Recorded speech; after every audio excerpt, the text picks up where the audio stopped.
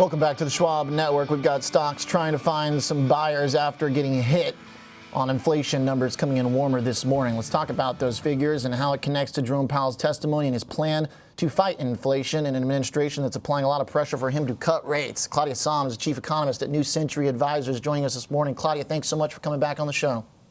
Thank you. Happy to be here. So let's talk about the numbers here this morning. Obviously, a few that came as a surprise. That 3% kind of puts us in the wrong direction on our path to 2%. But there are still some trends that are disinflationary that are helping us, right?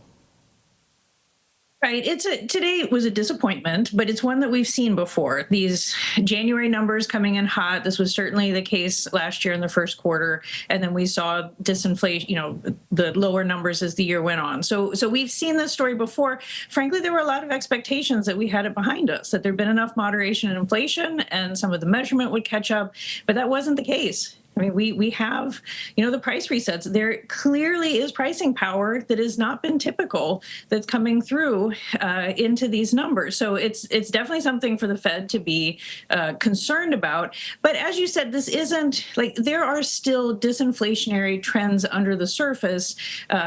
Shelter has been an important piece of it. That still looked like it was, roughly moving in the right direction. That's very important for CPI. But in general, this it's 1 month, but it also does give some pause to how much that disinflation, really the legs to it right now. How much does it help, maybe not his goal to get to 2%, but at least his data dependency and his argument the Fed Chair Powell has been making that they need to be patient and not go too quickly right now? Today does not help in the path to 2%, particularly with the Fed focusing on 12-month changes. I mean, again, we're going to carry around a large January number for quite some time. The Fed has been data dependent, and I think it is important, and markets are reacting as such. The Fed wants to have data in hand before it makes adjustments. We are going to have to wait longer to get that data in hand. Even if this is the January effect, we've got extra January, it's going to take months for us to see that lower inflation that they could react to. So when Powell said yesterday to Congress, we are in no hurry, he will come back today and say it with an exclamation point after it. Exactly. Right? There's nothing in this that puts them on a faster path. I mean, and frankly, it should slow them down because it's going to take time to see it in the data. That's kind of what I was driving at, that exclamation point to his statement about being a little slow and data dependent, because there's obviously a lot of pressure on him to cut. I would think this kind of helps get some of that off his back a bit, saying, guys, I know what I'm doing. We don't want to start adding more juice into the system right now. Absolutely, though I think the Fed is going to come under increasing calls of, are they really being restrictive enough? Right. I don't think the next move is a rate increase, but if you use inflation, if you use the labor market to gauge how restrictive are conditions right now, this data does not help in that we're still putting downward pressure on inflation. And we have some wild cards coming in terms of economic policy that could put some lift on inflation as the year goes on. It's going to be very tricky for the Fed.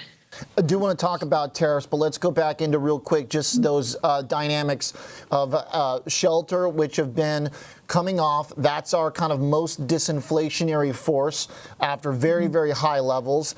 But I guess the surprise here is more from the goods side that's starting to pick up a little bit. My biggest curiosity, I guess, is how you see the connection between core goods and then services ex shelter. Because if the goods are coming back after services had been cooling off, will that element also then maybe firm?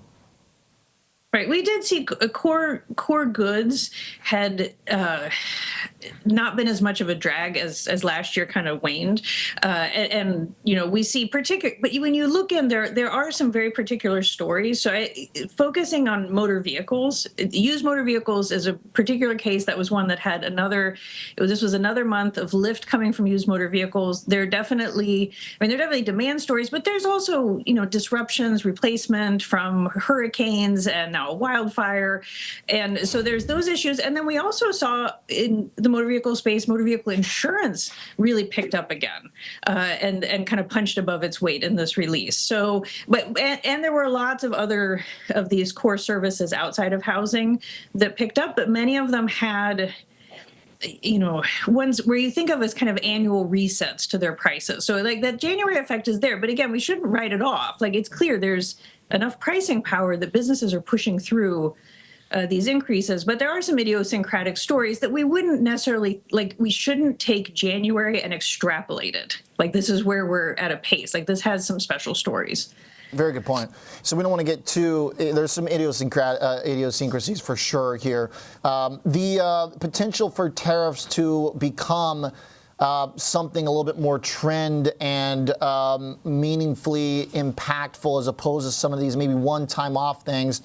How do we assess that, Claudia? What's our ability to see the impact of tariffs on inflation? How do you begin that analysis? Where are you at in that? Right. Well, one problem right now is we don't have the details on the tariffs, right? It's clear that the administration is just getting started in terms of their tariff policy, and details really do matter, particularly the breadth of the tariffs and the ability of people and businesses to substitute away from them. I do have a lot of concern looking at a number like today's January CPI and the pricing power that businesses have. This is, if you have tariffs can act as like a cost push onto businesses.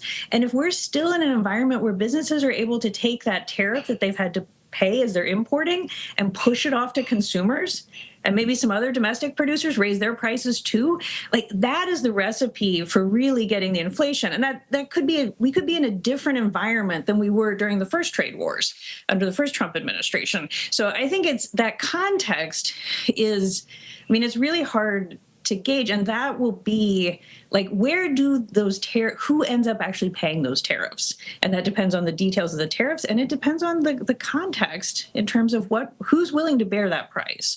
And it could be the consumers, and that could make a real dent in the path to 2%.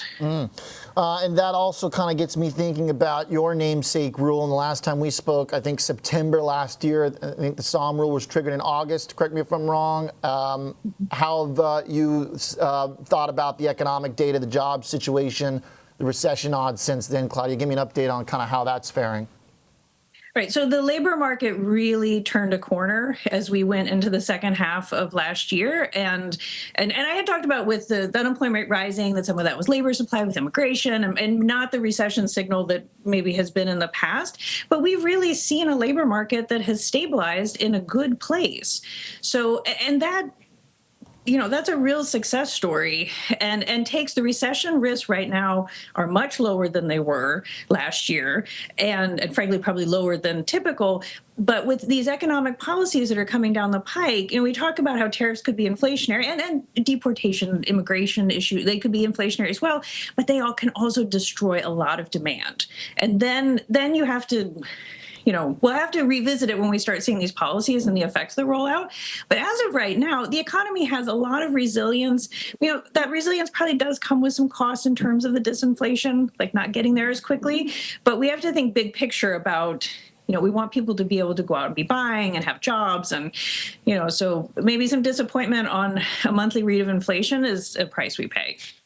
Very well said. And a really important point, too, about potential demand destruction if it happens from tariffs, because that's not a good combo. That's the one we want to avoid, artificially high prices and hits to demand. Claudia, thanks so much for the analysis. Appreciate your time. Yep.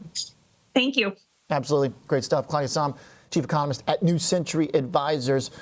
Really good assessment there of some of the shifts in inflation as sticky prices in this particular reading might have some one-offs, but also making a tough challenge for the Fed here. A distinct tone there from Claudia on the challenges ahead for Jerome Powell, but at least giving some credence to his notion of taking it step by step and data dependent. He will be in D.C., and we'll bring you those headlines when they arrive.